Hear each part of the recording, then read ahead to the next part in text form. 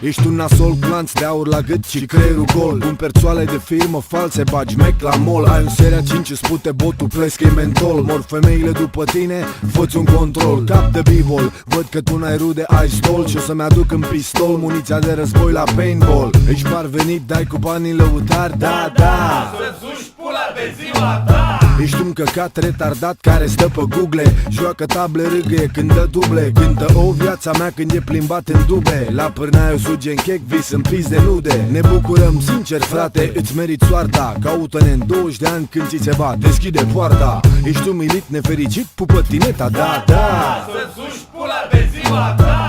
Ești un paznic borât cu ceapa în gât. Fii mulțumit că ai crescut cu vaca la păscut. Prostia ta e scut, noi n-avem apărare. Când îți apere obiectivul transpirat cu ceafa în soare. În jurul tău e multe, nu înțelegi nimic. Și presupui uimit că ești în căruță. Când te bagi în lift îți dăm kick gozare. Exact ca Băsescu, da, da, da. Să-ți uși pula pe ziua ta.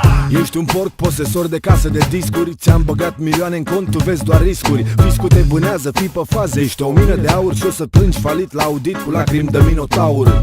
Nu sunt bogat, sunt respectat în schimb. Când fac afaceri sar la gât, dă-te în foc, nu dau limbi. N-ar fi rău să te schimbi un pic și nu uita, da, da. Să-ți uși pula pe ziua ta.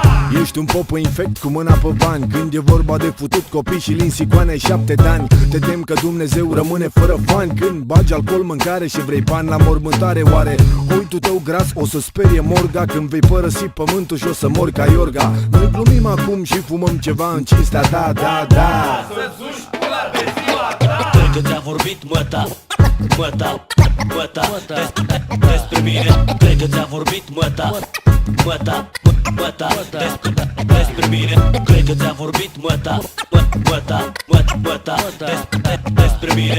Cred că ți-a vorbit măta, măta, măta despre mine. Cred că ți-a vorbit măta, măta despre mine.